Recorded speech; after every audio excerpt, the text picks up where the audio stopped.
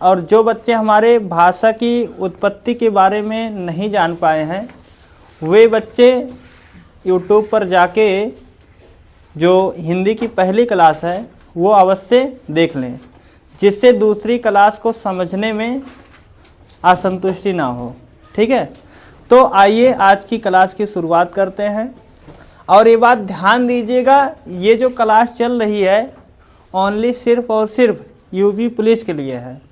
ठीक है, UP police का परीक्षा दीजिएगा, उसमें क्वेश्चन फंसेगा, और साथ ही साथ में एसआई का अगर आप पेपर देने जाते हो तो वहाँ पर भी क्वेश्चन मिलेगा, हिंदी प्लस रीजनिंग का। ठीक है, तो आइए ज़्यादा कुछ बातें ना करते हुए आज की क्लास की हम लोग शुरुआत करते हैं। तो आइए प्यारे बच्चों शुरुआत करते हैं। जैसा कि टॉपिक का नाम आप लोग जानते हो, भाषा। हिंदी में हम लोग पढ़ रहे हैं भाषा। जैसा कि इससे पहले मैं बताया हूँ कि ये जो भाषा होती है इसकी व्युत्पत्ति कैसे होती है, क्योंकि मैंने ये चीज़ बता दिया है कि किसी भी शब्दों के बारे में जानने से पहले आपको यह जानकारी होना चाहिए कि कैसे इसकी व्युत्पत्ति हुई है। ठीक है, अब आप लोग के मन में एक सवाल आ रहा होगा कि सर आप व्युत्पत्ति के बारे में चर्चा कर रहे हो, सर व्युत्पत्ति को ही तो उत्पत्ति कहते हैं, क्यों बाबू?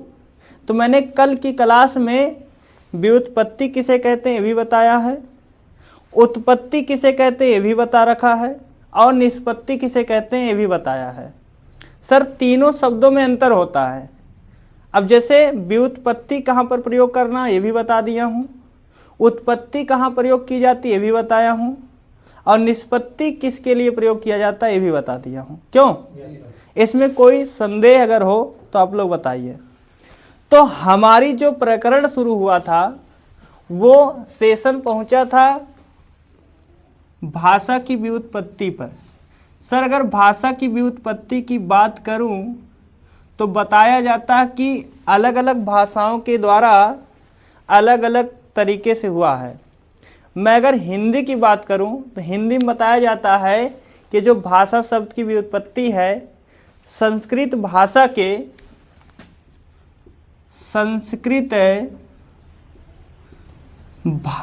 के भास धातु से हुआ है। कैसे? भास धातु से हुआ है, और इसमें बड़ा आ प्रत्यय लगाकर हुआ है।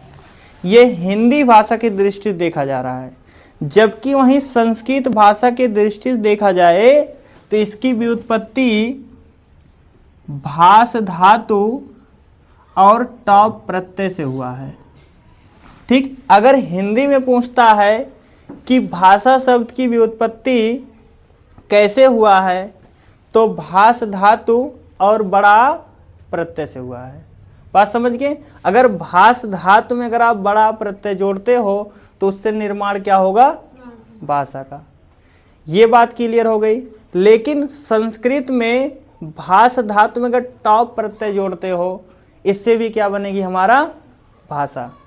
लेकिन हमें संस्कृत वाला प्रकरण नहीं याद रखना है, हमें हिंदी वाला जो आपकी परीक्षाओं में अधिकांश पूछा गया है। यहाँ तक क्लियर हो गया बात?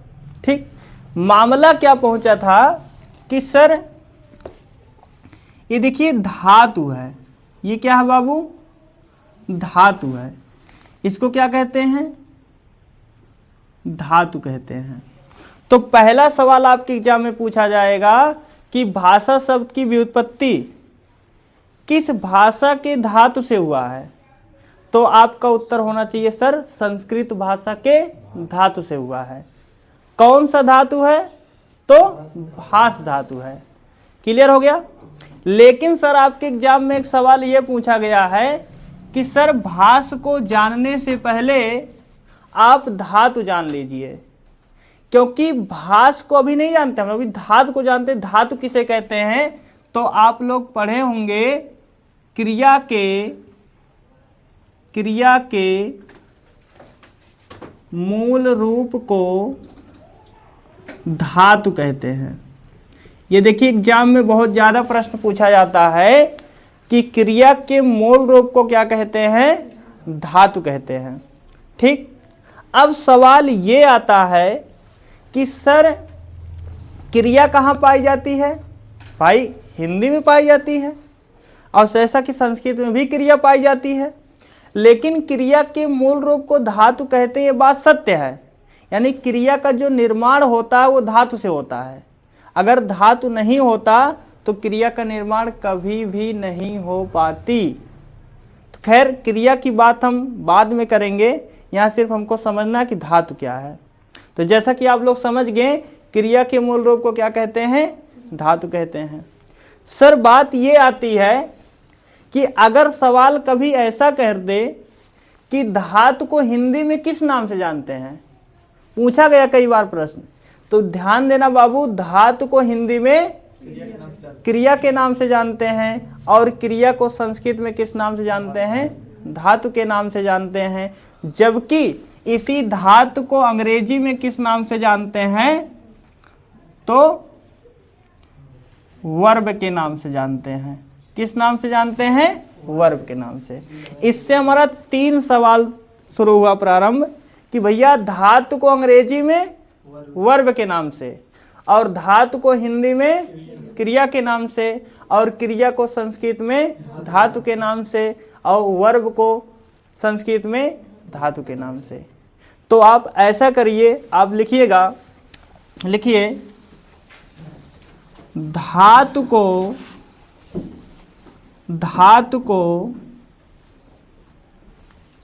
विभिन्न भाषाओं में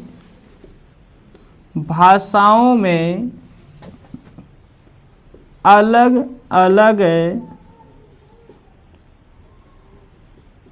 नामों से जाना जाता है। अलग अलग नामों से जाना जाता है। जैसे लिखिएगा, जैसे संस्कृत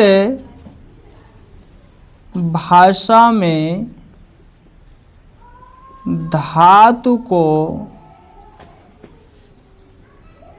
धातु के नाम से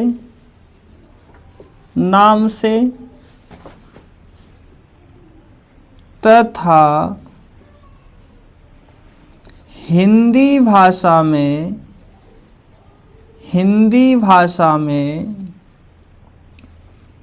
धातु को क्रिया के नाम से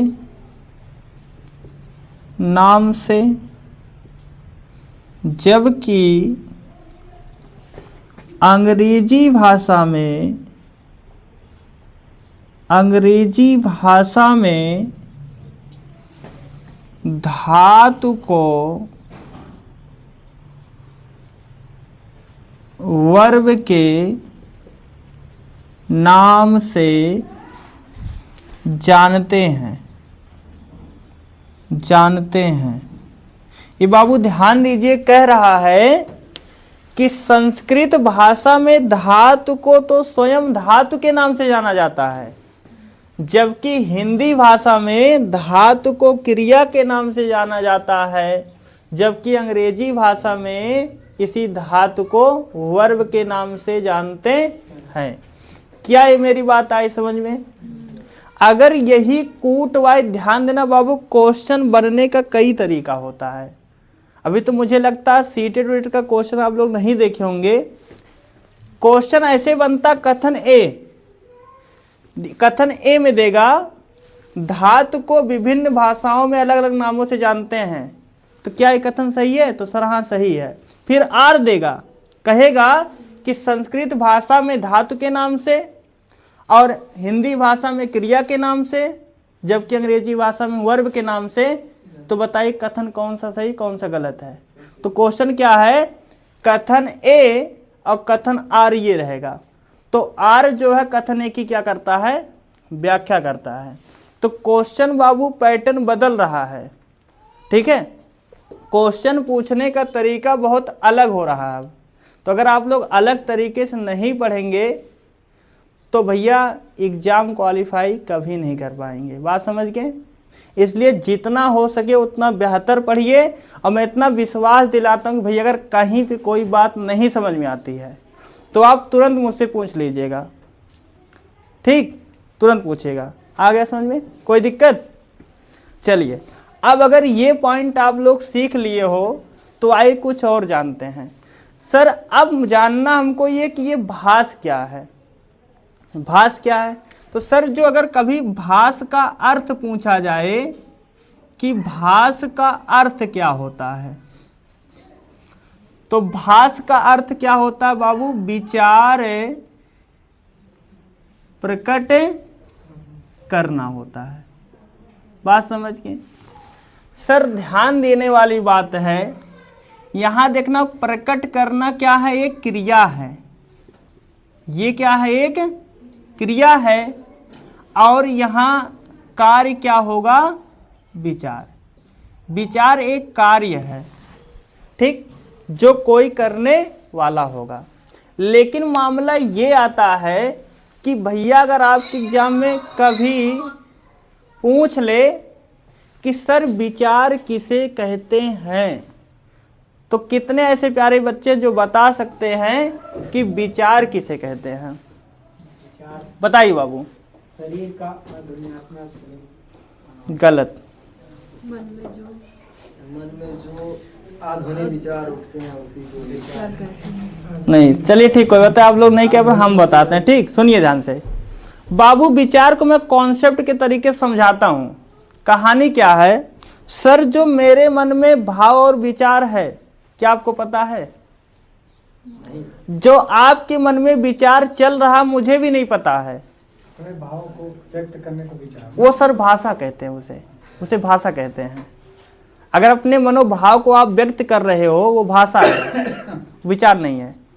आप कॉन्सेप्ट तरीके सोचिए कि जो मेरे मन में भाव चला वो आपको नहीं पता होगा, और जो आपके मन में भाव मुझे नहीं पता है।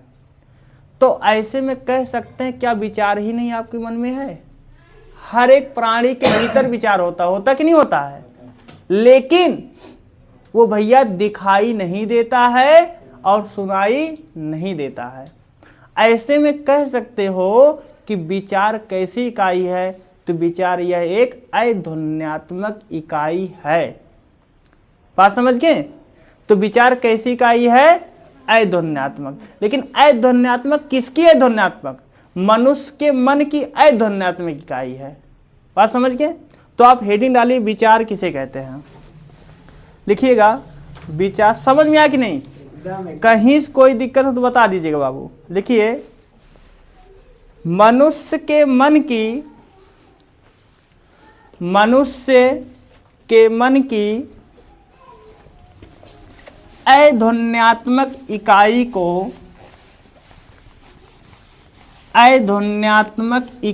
को विचार कहते हैं। मनुष्य के मन की अध्वन्यात्मक इकाई को विचार कहते हैं। ये बात क्लियर हो गई भाई? कॉन्सेप्ट तरीके से आप समझ लिए कि विचार क्योंकि दिखाई देने वाली प्रक्रिया नहीं है। तो आप थोड़ी सी इसकी विशेषताएं लिखिए। विचार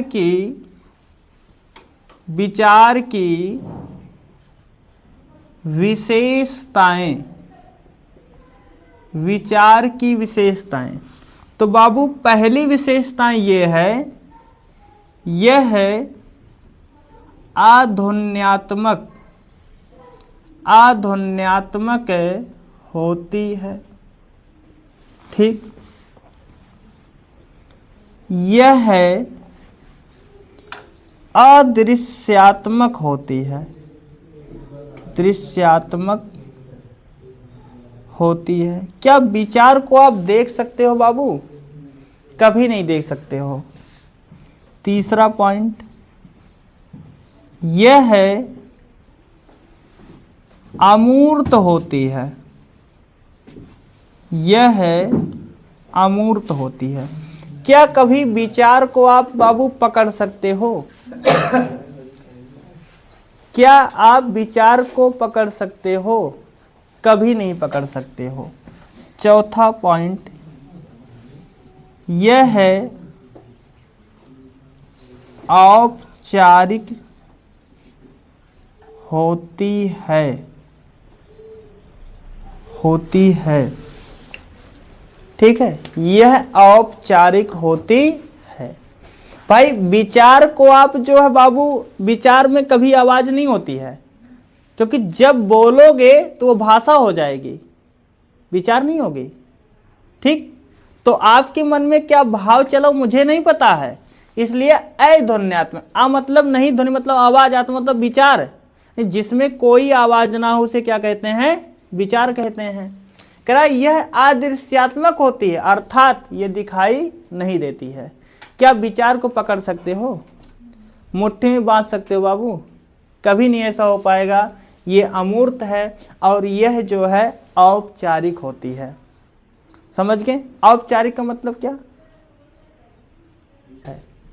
इसका मतलब क्या है? दिखाई ना देना।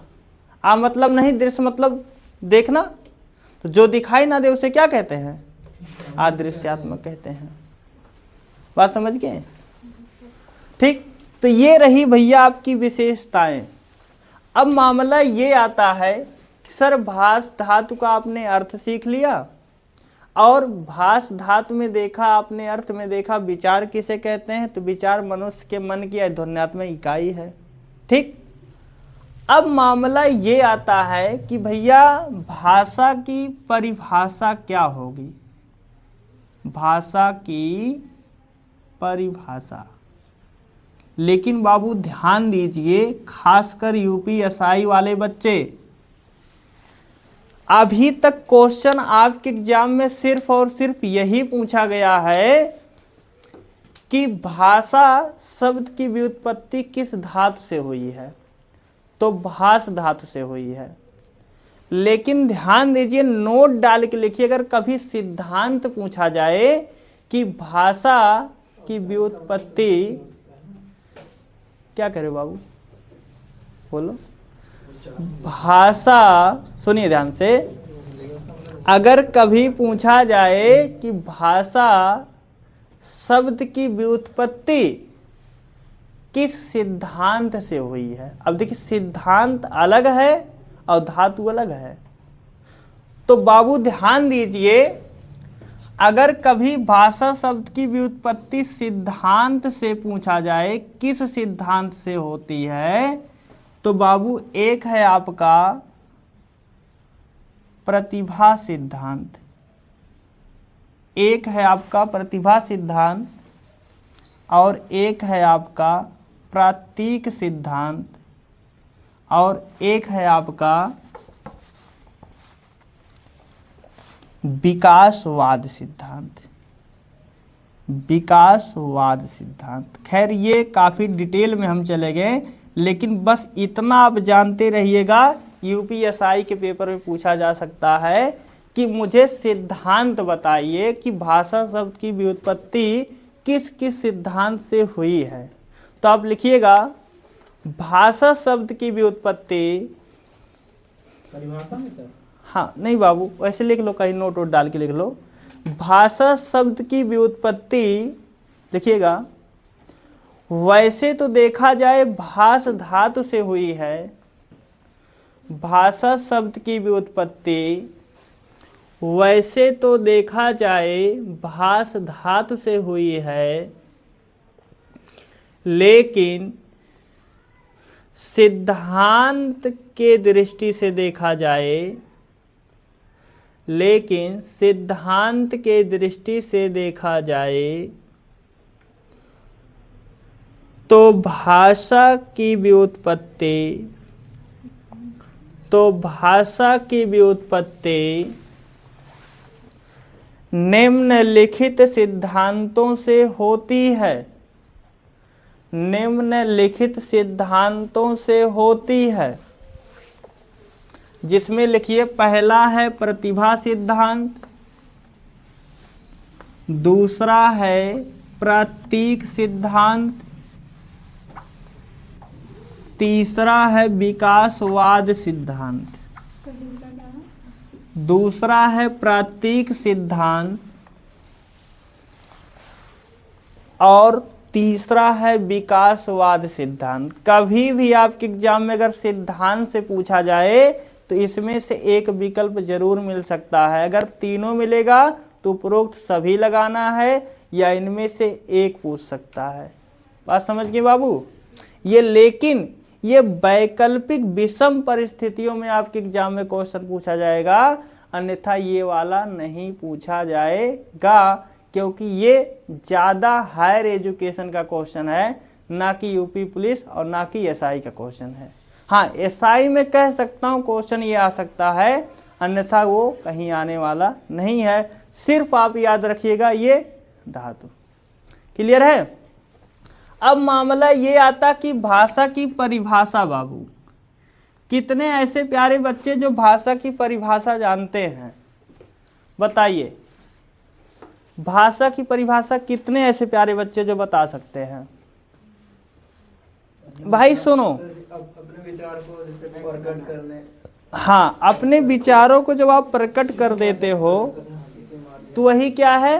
भाषा कहलाती है। जैसा कि यहाँ इसका अर्थ ही विचार प्रकट करना ही भाषा है। ठीक, तो आइए मैं कॉन्सेप्ट से समझाता हूँ कि परिभाषा बनाओगे कैसे।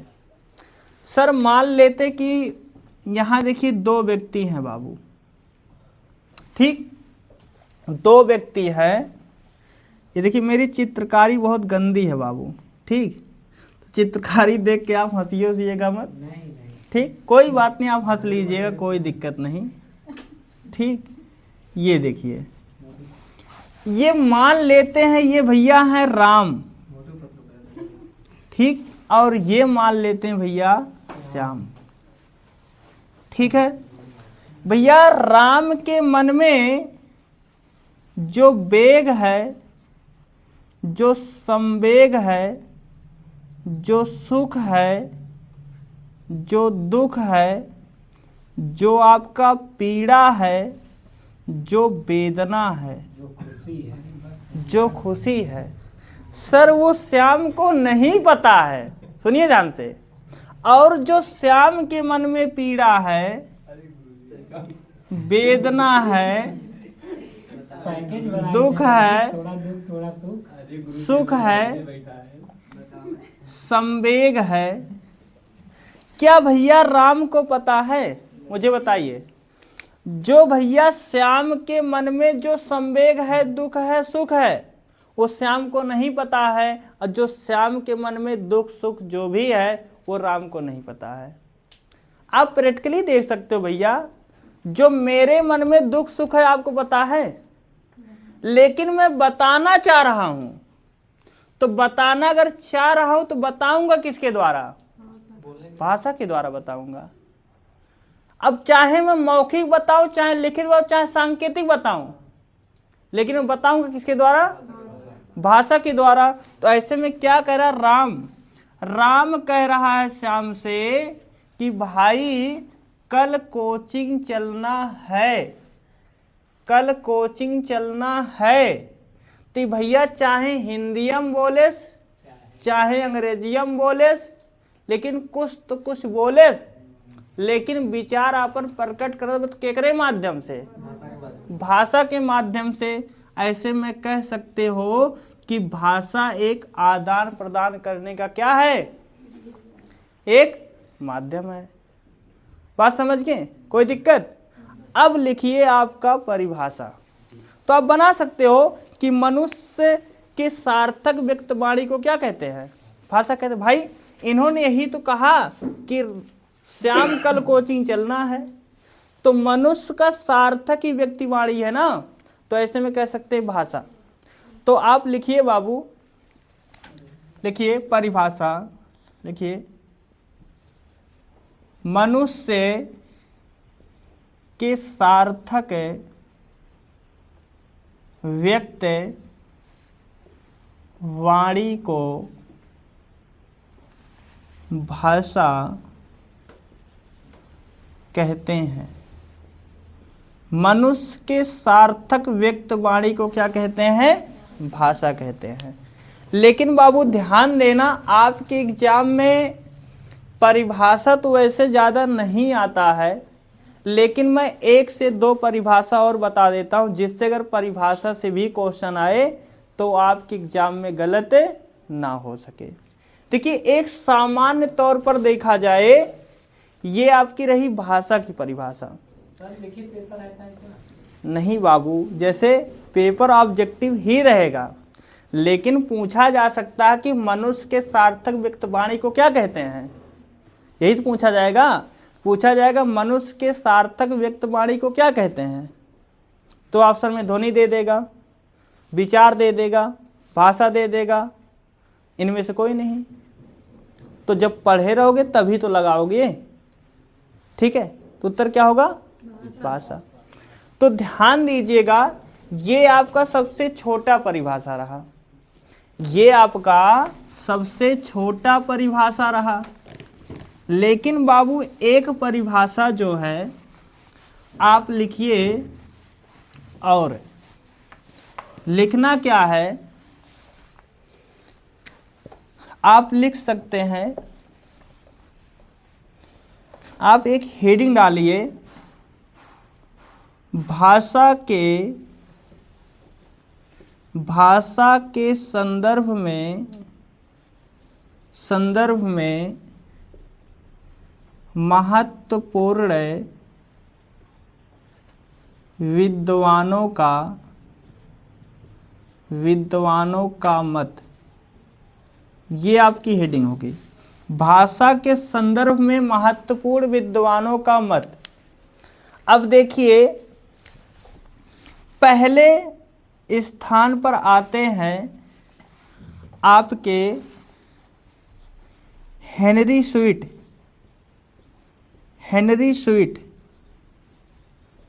हेनरी स्वीट महोदय क्या कहते हैं? कहते हैं ध्वन्यात्मक शब्दों के द्वारा विचारों का प्रकटीकरण करना क्या है? भाषा है। लिखिएगा, ध्वन्यात्मक शब्दों के द्वारा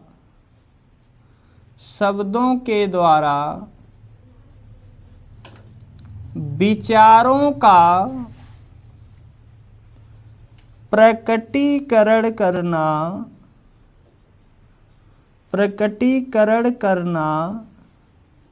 भाषा है। कह रहे कि ध्वन्यात्मक शब्दों के द्वारा, कहने का मतलब बाबू जो आप शब्द व्यक्त कर रहे हो, उस शब्द को आपको बोलकर व्यक्त करना है। यानी ध्वन्यात्मक शब्दों के द्वारा प्रकटीकरण करना, यानी कि जिसमें कुछ न कुछ आवाज हो, ऐसा अगर प्रकटीकरण कर रहे हो तो उसे भाषा कहा जा सकता है। ऐसा किसने कहा? हेनरी स्वीट ने कहा। लेकिन इन्हीं से मिलता जुलता परिभाषा एक विद्वान का और है, जिसे कहते हैं दामोदर पांडुरंग गुड़े। ऐसे लिखिए, पांडुरंग गुड़े की परिभाषा। नहीं, पांडुरंग गुड़े की परिभाषा ये क्या कहता है? कहते हैं ध्वन्यात्मक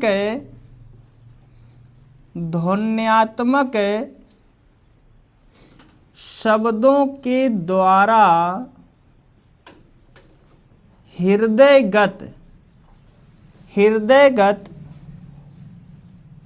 विचारों का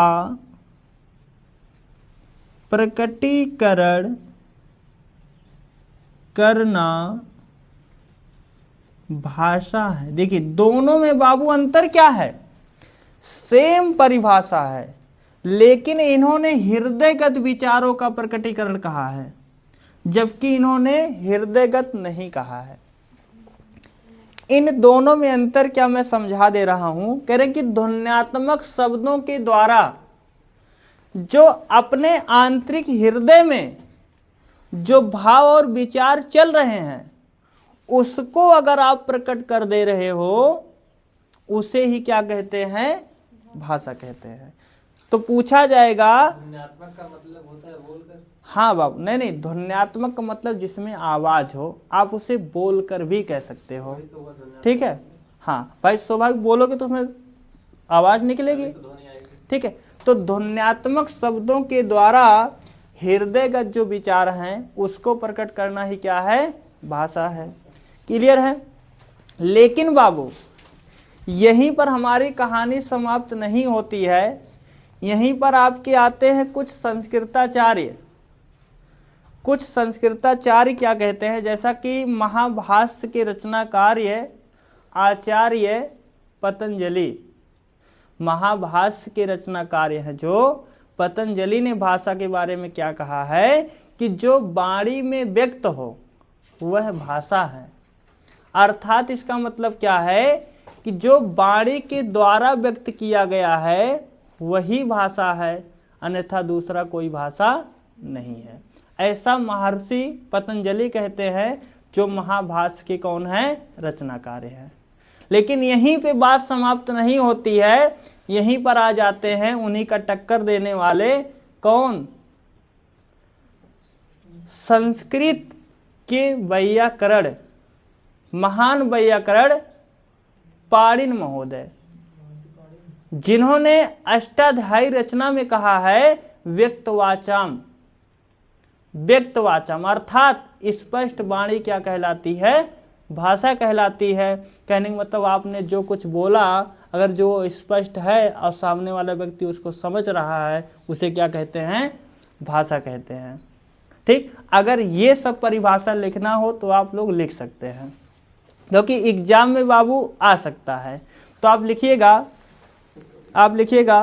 पतंजलि के मतानुसार, लिखिए पतंजलि के अनुसार, लिखिए पतंजलि के अनुसार, लिखिए जो वाणी में व्यक्त हो, हाँ बाबू आएगा, जो वाणी में व्यक्त हो वह भाषा है। जो वाणी में व्यक्त हो वह भाषा है। ये तो ज्यादा तो सर सीटेड रहते जो वाणी में व्यक्त हो वह भाषा है। बाबू देखिए, किसी प्रश्नों पर किसी विज्ञापन का नाम नहीं लिखा है। अगर ऐसा नाम लिख दिया जाए जिस दिन ना, उस दिन मैं गारंटी के साथ कहता हूं कि क्वेश्चन आयोग कहीं से बना ले यार, नहीं सर, ये सब वो हूबहू छपवा दूंगा उसी में। नहीं, परेशान ना रहिए, आप पेपर दीजिए यूपीएसआई पुलिस, तब पता चलेगा, ठीक है, परेशान ना रहिए। चलिए लिखिए आगे। तो जो वाणी में व्यक्त हो क्या है, भाषा है। अब लिखिए पाणिनि महोदय के अनुसार, लिखिए हाँ पाणिनि के अनुसार, पाणिनि के अनुसार, पाणिनि बाबू, पाणिनि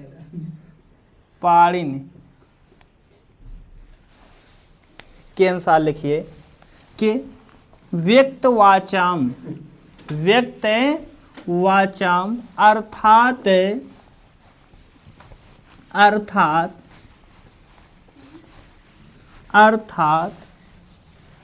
स्पष्ट वाणी भाषा है। स्पष्ट वाणी भाषा है। तो व्यक्त वाचाम अर्थात स्पष्ट वाणी क्या है, भाषा है। यहां तक बाबू क्लियर हो गया। अब देखना मामला ये आता है, ये तो रहे संस्कृताचार्य, और ये जो पांडुरंग गुड़े हुए, हेनरी स्वीट हुए, ये पाश्चात्य विद्वान हैं। कैसे विद्वान है, पाश्चात्य विद्वान है। लेकिन अभी तक मामला हिंदी वाले विद्वान नहीं आए। तो आपके महान कवि, महान विद्वान, ये बाबू संस्कृत के थे। इससे पहले मैंने बताया जो पाश्चात्य कवि थे। अब महान विद्वान जो हिंदी के हैं, कामता प्रसाद गुरु, जो हिंदी व्याकरण के कौन माने जाते हैं, जनक माने जाते हैं। समझ रहे हैं। तो आप ऐसा करिए, आप लिखिए कामता प्रसाद गुरु के अनुसार, कामता प्रसाद गुरु के अनुसार, कामता प्रसाद गुरु के अनुसार लिखें बाबू। हाँ बाबू, ये सब नहीं पढ़ाएगा, लेकिन आपको कंपटीशन अगर देना है तो ये सब पढ़ना पड़ेगा। समझ रहे हैं। हाँ, लेकिन ये विश्वास दिलाता हूँ भैया, अगर एक बार आप अच्छे समझ गए तो आप यूपीएसआई और पुलिस दे लीजिएगा, क्वेश्चन हूबहू फंसेगा। अगर यहाँ से क्वेश्चन बना तो कन्फर्म क्वेश्चन हूबहू फंसेगा, ये विश्वास दिलाता हूँ। ढंग से पढ़िए, लिखिए। कामता प्रसाद गुरु के अनुसार लिखिए, भाषा वह साधन है, भाषा वह साधन है जिसके द्वारा मनुष्य अपने भाव एवं विचार के अभिव्यक्ति को, जिसके द्वारा मनुष्य अपने भाव एवं विचार के अभिव्यक्ति को भली भांति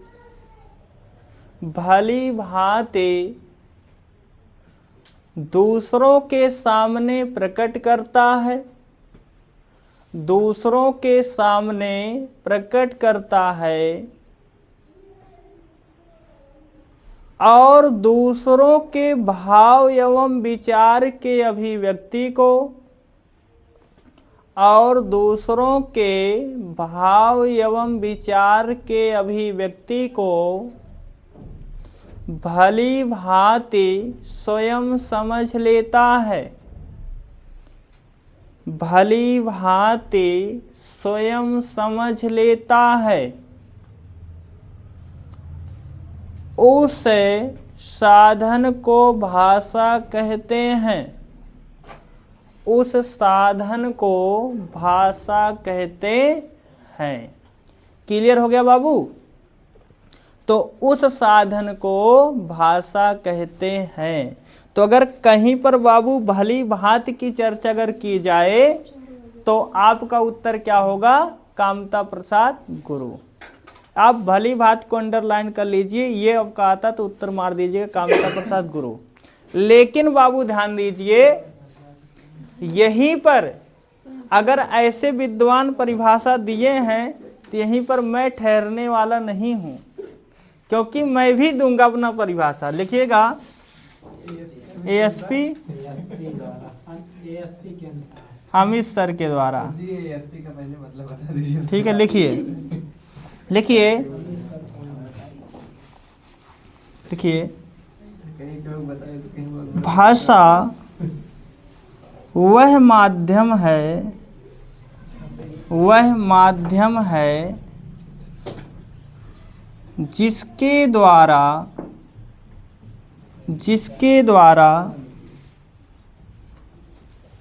मनुष्य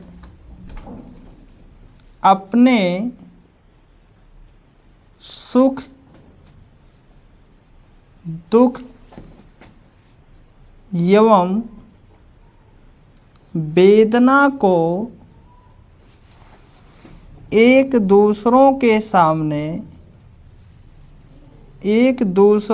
सामने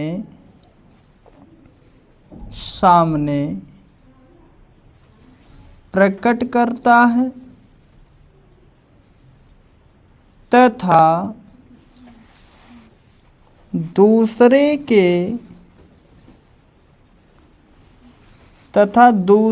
के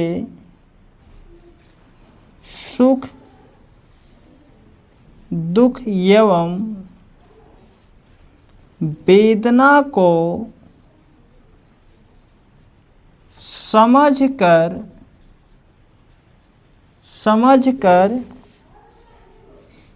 प्रतिपुष्टि प्रदान करता है तो उस माध्यम का नाम भाषा है। तो उस माध्यम का नाम क्या है? भाषा है। तो ये आप बाबू नोट कर सकते हैं, मेरे अनुसार है। ठीक है, खैर अभी तो मेरी परिभाषा नहीं आपके एग्जाम में पूछी जाएगी, लेकिन जिस दिन पीएचडी करके आऊँगा उस दिन परिभाषा मेरा भी किताब में छपेगा। समझ गए भैया?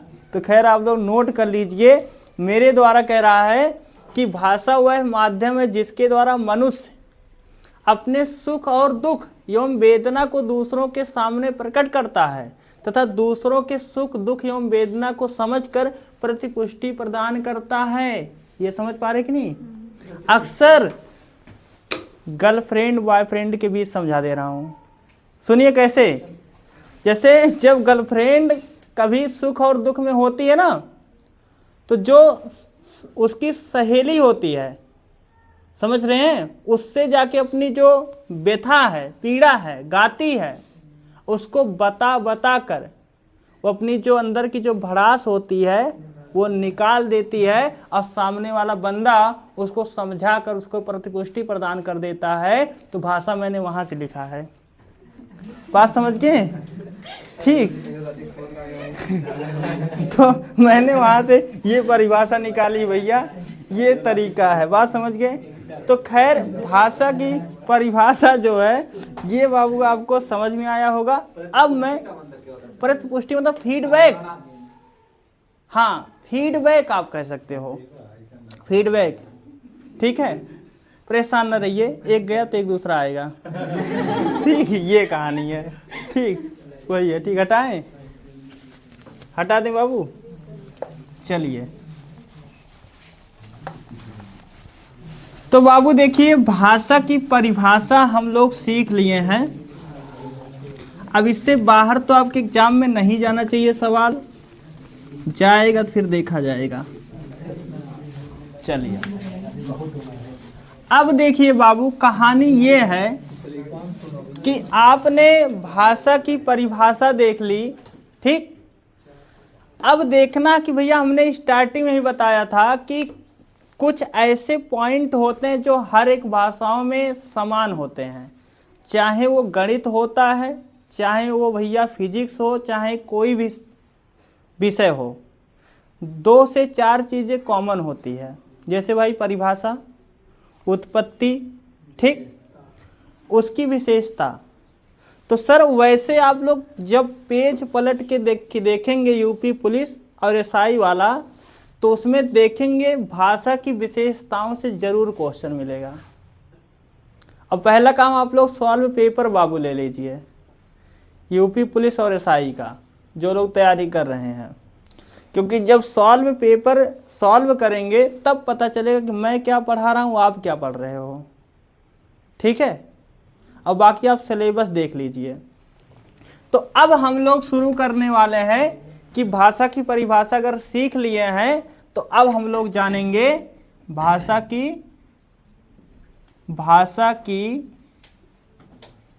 विशेषताएं।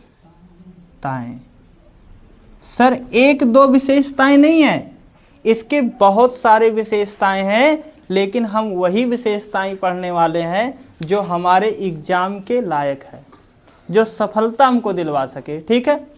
तो बाबू एक बात बताइए, विशेषता क्या होती है? खूबी। हाँ, खूबी। जैसे हर एक व्यक्ति के भीतर, अब ध्यान दीजिएगा, आपके एग्जाम में पूछा जा सकता है कि विशेषता क्या सकारात्मक होती है, क्या नकारात्मक होती है, आप बताइए।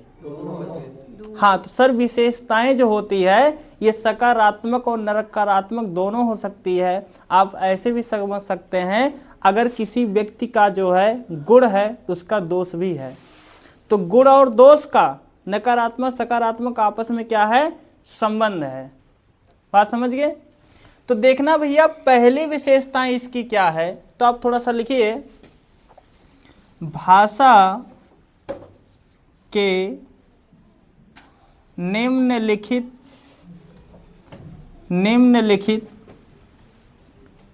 विशेषताएं हैं जो निम्नलिखित हैं। हाँ, जो निम्नलिखित हैं, कोई दिक्कत नहीं। चलिए अब देखना बाबू, पहला पॉइंट क्या है। पहला पॉइंट यही है कि भाषा परिवर्तनशील होती है। क्या ये बात सही है? मुझे बताइए क्या ये बात सही है बाबू? भाषा परिवर्तनशील होती है, बताइए। कोई व्यक्ति बता सकता कि भाषा परिवर्तनशील होती है? बताइए। हाँ बाबू, अरे यार कैसे होती है भाषा परिवर्तनशील? होती है सर, एक कैसे? एक चीज का कई मतलब निकालते परिवर्तन तो होता है। वो तो शब्दार्थ है बाबू, शब्दकोश। भाषा नहीं बदल रहा है, शब्दार्थ है वो। आप लोग नहीं बताएंगे? चलिए मैं बताता हूं। सर ये बात सही है, भाषा परिवर्तनशील इकाई होती है, इसका प्रमाण भी मैं दूंगा। प्रमाण क्या देने की जरूरत है, प्रमाण आप लोग खुद ही जानते हो, लेकिन सिर्फ सेंस नहीं लगा पा रहे हो। सोचो यार, आपके संसार में सोच, यही सोच लो पहले, आपके भारतीय संविधान में कितनी भाषाएं हैं? 22 भाषाएं हैं। सोचो कि अगर यार 22 भाषाएं आई होगी तो कुछ ना कुछ बदलाव होके आई होगी ना? क्यों भैया?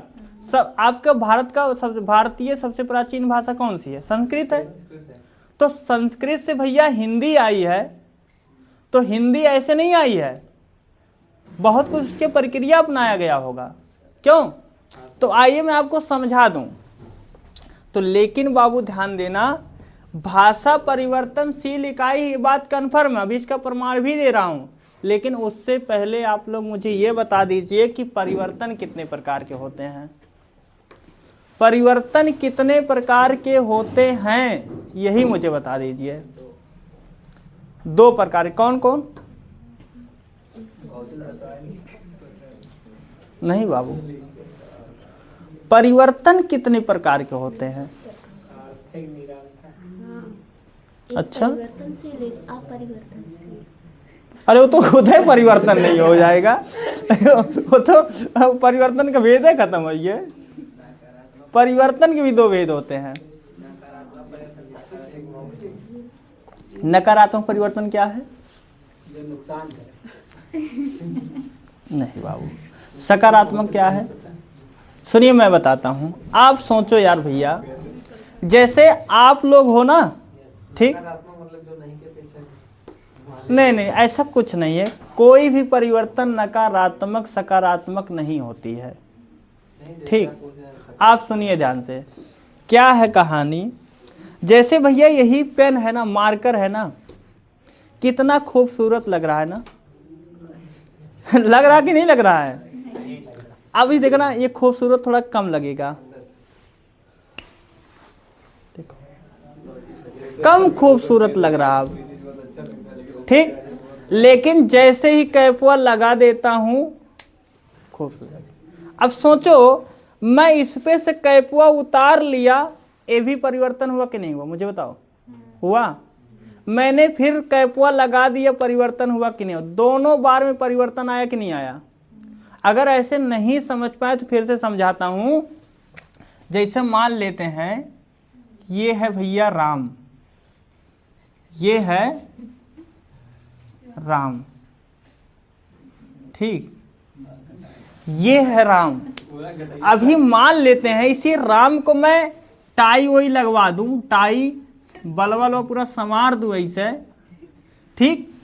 ते ही राम अच्छा लगने लगेगा। बदला हुआ कि नहीं हुआ? ठीक? लेकिन मैं इसी राम का बलवल कटवा दूं तो का ये अच्छा ना लगे? ना लगे। परिवर्तन है कि नहीं बताओ? तो इसका मतलब क्या हुआ? मैंने कुछ घटाया तो भी बदला हुआ, और मैंने कुछ जोड़ा तो भी बदला हुआ। अर्थात बदलाव केवल और केवल 2 प्रकार के होंगे। कुछ घटा दिया जाए तो भी बदलाव होता है, और कुछ बढ़ा दिया जाए तो भी बदलाव होता है। आप ही प्रैक्टिकली इमेज करके देख सकते हो। अभी बलवा छुलवा दिया जाए तो बदलाव होगा कि नहीं होगा? फिर बलवा जाए फिर बदलाव हो जाएगा। अभी तुम्हें टोपी लगा लो तुरंत बदल जाओगे, है ना? यही कहानी है कि भाषा परिवर्तनशील होती है। तो आइए अब समझाता हूं कि परिवर्तन कितने प्रकार के?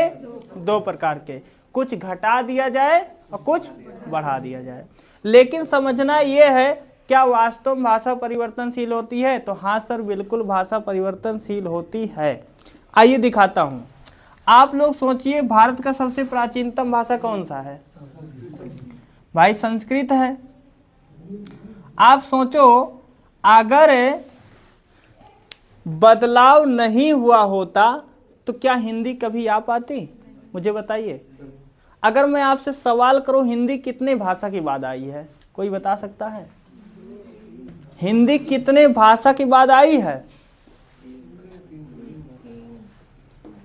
बताइए बाबू, हिंदी कितने भाषा के बाद आई है? भाषाओं पे आई है, तीन भाषाओं के बाद आई है, चौथे। सुनिए, संस्कृत हिंदी अब सुनिए। संस्कृत सब भारत की सबसे प्राचीनतम भाषा संस्कृत। संस्कृत के जब दो रूप हुए, एक वैदिक रूप और एक लौकिक, जिसमें वेद लिखा गया उसे वैदिक संस्कृत, और जिसमें महर्षि पाणिनि के अष्टाध्यायी की विवेचना किया गया उसे लौकिक संस्कृत। लौकिक संस्कृत से क्या बना? पाली भाषा। पाली भाषा, और पाली भाषा से एक नई भाषा क्या बनी? प्राकृत, जिसे मलक्षों की भाषा भी कहते हैं। मलक्षों की भाषा कहते हैं। इसी बताएंगे, इसी प्राकृत भाषा से आगे चल के क्या बनी हमारी? अपभ्रंश। ठीक, अपभ्रंश का ही एक भेद है जिसे सौरसेनी अपभ्रंश कहते हैं। भारतीय भाषा में हुई है, जमीन आसमान का अंतर है। यहां देखिए सौरसेनी अपभ्रंश, सौरसेनी अपभ्रंश से तब जाके हमारी क्या बनी? हिंदी। लेकिन हिंदियों इससे पहले नहीं थी, पहले सिंधु थी। हिंदू बनने से पहले सिंधु थी। बात समझिए बाबू। सोचो कितने भाषा के बाद? 1 2 3 4 5 6 7 8, 8वें नंबर पर क्या आई है? हिंदी आई है। इसलिए आप इमेज करो, आपके एग्जाम में क्वेश्चन पूछा गया होगा कि हिंदी का विकास है। हिंदी का विकास, क्वेश्चन ऐसे पूछा, हिंदी का विकास हुआ है, ऐसे हिंदी का विकास आपके एग्जाम में आया हुआ प्रश्न है। ऑप्शन में देता है संस्कृत, पाली, प्राकृत, अवहट, ऐसे देता है। पाली, प्राकृत, अपभ्रंश और सौरसेनी अपभ्रंश। ठीक, और देता आपकी जब सौरसेनी देता है पाली, प्राकृत,